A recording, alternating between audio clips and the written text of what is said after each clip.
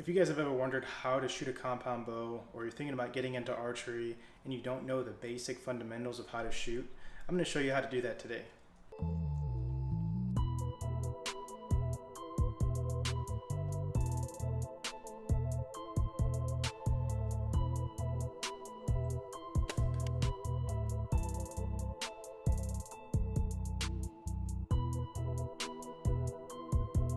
Hey guys, thanks for tuning into the channel. Appreciate you guys tuning back in. If this is your first time, make sure you give this channel a subscribe button and a like. So today we're going to be going over how to shoot a compound bow for beginners. And by no means am I an expert, but these are the things that have worked for me. I've hunted with a compound bow for most of my life, since I was 12 years old.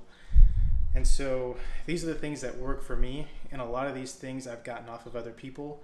And I think probably the expert in this field would probably be John Dudley at Knock On Archery. And so most of the things that I'm going to show you are things that he does throughout his podcast and his webcast of the different videos that he puts out on YouTube. And these are the things that I try and implement into my shot. So hopefully these things can help you. So one of the first things that he starts off is your stance. You want your stance to be shoulder width apart. And so, for me, that's pretty much everybody's stance is the shoulder width apart. That's pretty self-explanatory. But then I'm left-handed, so you're gonna have to do everything backwards if you're right-handed. Sorry about that. So what he says is you want to open up your front side. So while your feet are shoulder width apart, make sure you take like a little half step back on that front foot. So for me, that's gonna be my right foot. For you righties, it's gonna be your left foot. Take a half step back. And so the meaning of doing that is so when you square yourself off, you're going to be in a direct line with the target. And so once you take that half step back, you're opening up your shoulder. So I don't know if some of you guys shot in high school or anything else like that, and your first shot, you always hit your arm. This is going to help prevent that from happening. So you have the half step back, you're at full draw, and that's going to create that triangle effect almost. Here's one point at your hand, the other point being your point of contact on your face, and then the other point is going to be your arm at an angle. So it's going to force that string from not hitting your arm. So hopefully that helps you guys out. It has with me. I kind of mess up every once in a while. That's why you see me wear this arm guard. It's a Saunders arm guard. It's a plastic one, so it's been lasting me a couple years now, so it's pretty good. The next thing that we want to talk about is the stance of the bow. So when you're holding the bow, you don't want to have this super tight grip where every little jerk and motion it picks up on. You're going to want to actually put your hand out like you're at a stop sign. And then you're going to want to turn your hand just like this.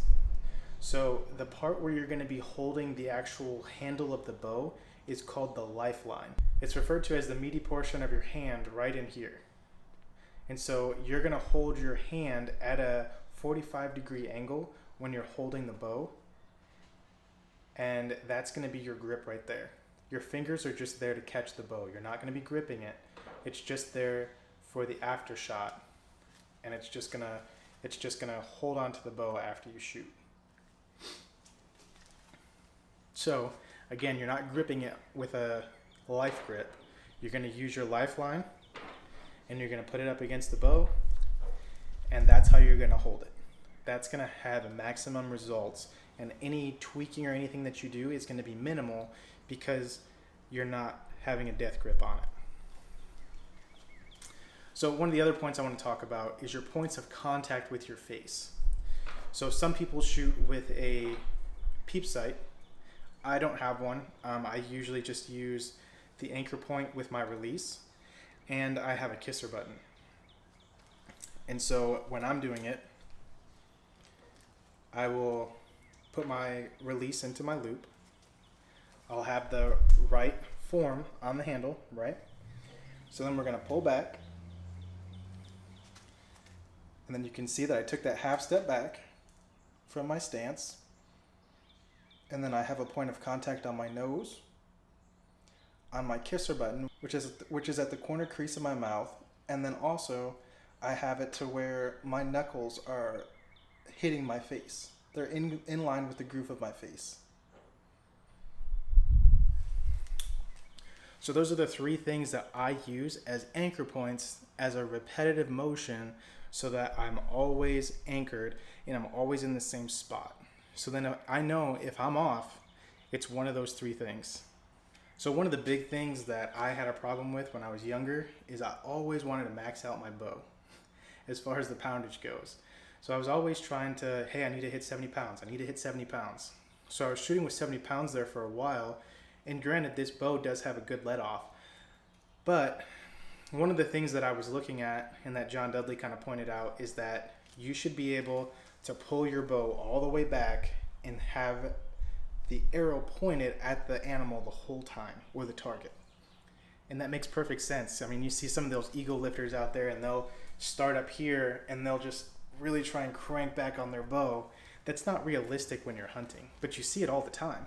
So for me, I kind of put my ego in check this year and I bumped my poundage down 7 pounds. So I'm shooting, I think, 62, 63 pounds on this bow. I was maxing it out before, but there's no need for that. So it still flies just as fast and it's still just as accurate. Like I said, you just want to make sure when you're pulling back that you have your arrow pointed at whatever you're about to shoot, your hands off the trigger, your stance is in a good stance, hands right, and you're just going to pull all the way back. One of the other things that I wanted to touch on is that when you have your bow back and you have that steady anchor point on your face, if you notice where my arm is with my release, it's up here. You don't want to have your elbow down here or even like this. You want to make sure that you have a good steady spot back here that's pulling back the weight. And so when I pull back my bow, you can take a look and see exactly where my elbow is when I'm pulling back.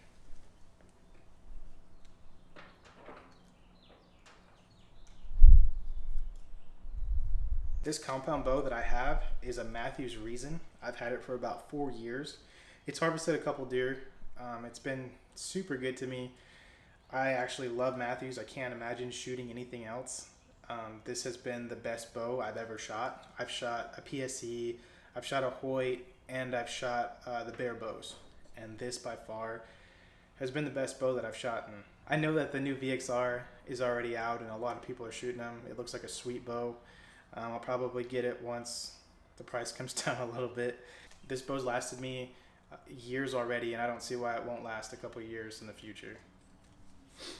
So on here I also have a whisker biscuit with a 45-degree cutout so that I can just put my arrows right in there. I'm shooting a Trophy Ridge sight, and it's just a 3-pin sight, and I've had that for a while as well. And then on the side I have a spot for my quiver, and then down here I have a little hand grip. I hardly ever use it. And that's pretty much it as far as my bow goes. I got a couple limb dampeners up here, but that's pretty much it.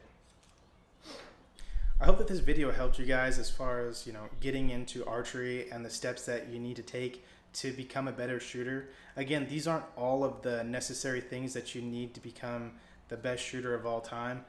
These are the things that work for me, and it's definitely improved my shot groups. And if you guys have any other questions or any other critiques or things that maybe I missed, definitely let me know in the comments. Let me know what kind of bow you shoot as well. I'm curious to see if there's other Matthews shooters out there, or maybe the majority of you guys shoot something different. But let me know in the comments, and I'll catch you guys in the next video.